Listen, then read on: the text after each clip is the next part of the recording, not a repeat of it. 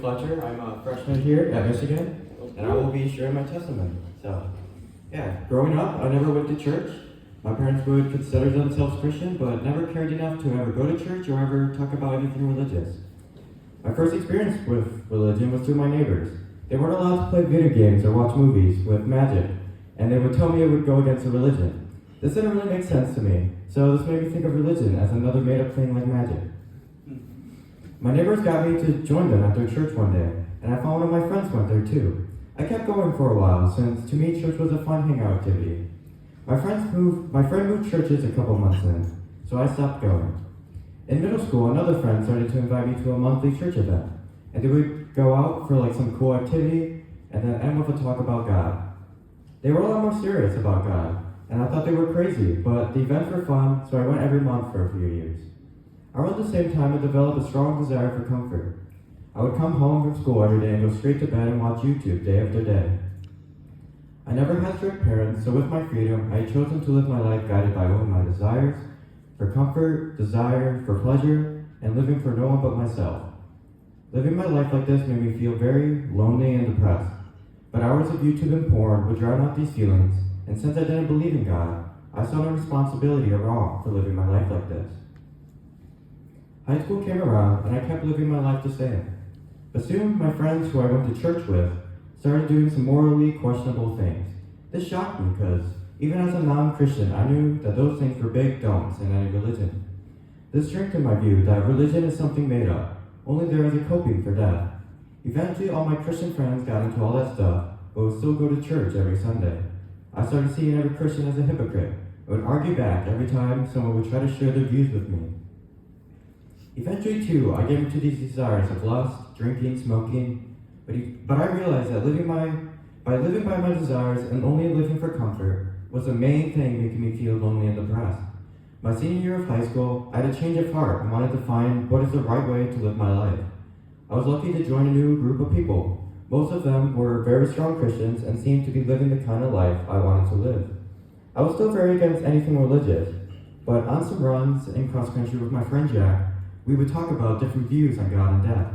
I learned to respect religion because I could see how someone might believe in it. Through these talks, I eventually started thinking that there had to be something outside of space and time that created space and time. In the last month of summer, I would joke with my friends that I would join a church in college just to find a similar group of people, and finally left for Michigan with not the slightest interest to hear more about God. First 2 days of college was one of the most loneliest experiences I have ever had. I didn't talk to a single person after my parents left. Spent my days just walking around. During the second day, I was walking through the diag when I was stopped by someone, asking if I would take a quick 30-second survey. I was happy to be talked to, so I did. It turned out to be a Christian survey, which made me chuckle inside because I thought I could actually go through with my joke about joining a church. She gave me a flyer with a week of events, and I was tempted to go to one. I ended up sitting on a random ledge till this man came up to me. He said his name was Brian, and he invited me to go grab some ice cream. I was so happy to talk to someone, and he seemed like a really nice guy. He told me he was part of the church here, named Anchor, and asked if I wanted to hear about the gospel. I really did not. I was happy to be talking to somebody, so I let him share. It was very different from anything I've heard before with ideas of sin and separation from God, and how Jesus took my sin on himself and died on the cross for my salvation. I believed Jesus was a real dude, but didn't believe that he did any miracles like that. But I found myself being spiritually curious, which was very strange since I had never felt that way before. He invited me to go to their welcome night, which was the same one as the flyer I got, and I was happy to go. Going to these events, I was always shocked because there were so many people who would introduce themselves and they already knew my name. I decided to keep coming to Anchor because I liked the people and would go to all their events. I kept an open mind about learning about God, but still in my mind, I couldn't possibly believe that the Christian God could really exist. Getting to know the mentors at Anchor, I was blown away by their lives. Many left their homes, families, and friends in California to come to Michigan to find people like me. Their lives were so connected to one another, and this changed my view of what life could be. I used to believe that as you get older, you end up with less and less friends, because that's what I saw in my parents and my other friends' parents' lives. but these mentors had multiple people they could trust and rely on. After seeing that this loving community was here for God and united by God, I decided I would actively look into God. I ended up taking an introduction to Christianity course. I learned what it really meant to be a Christian, understanding sin, that sin was not just bad acts of lust, murder, stealing, but also thoughts and feelings in the mind and heart. Sin is us falling short of God, since God made us with perfect standards. But we choose to tell God that this is our own life and give into what this earth has to offer. This really struck with me because I could see that it wasn't just the Christians I called hypocrites who sin, but me. I told God that I can do what I want with my life. I saw that in me through my acts of living for comfort, for pleasure, and that every day I would judge, lust, and hate in my heart. I still struggled in seeing that God was real, but I could see from my life that living for sin was an endless cycle of chasing something on this earth to only be left feeling that there should have been something more. Over winter break, I tried reading the Bible, but reading through Genesis completely made me reject any chance of God. To me, it was a fairy tale.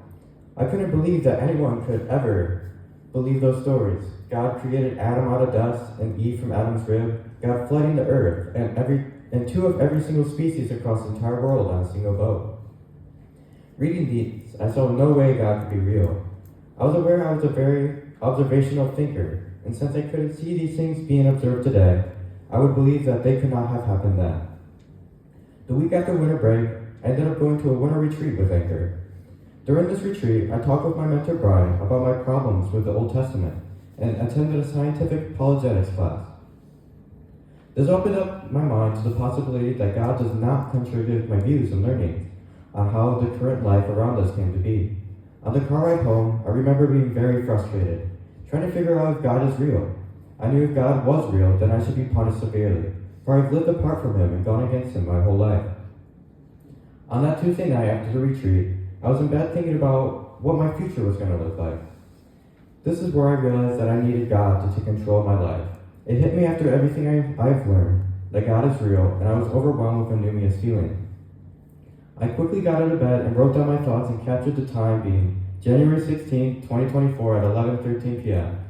I realized that I needed to repent, for I've been living in sin my whole life. I learned that my sin has already been forgiven in full, because Jesus took my sin and received my judgment, dying on the cross. I finally opened up my heart to Jesus and accepted Jesus as the rightful ruler over my life. The rest of the week I didn't tell anyone, because I wanted to make sure I believed in the actions I made. By Friday, I accepted that I was no longer the ruler over my life and that, just free from judgment, God didn't just forgive me, but has accepted me as His Son once again. My relationship with God has been restored, and now I will live for Him and follow the words He gave us, for I am thankful for this life He has gifted to me, and in His name I will live my life as a son of God. Thank you.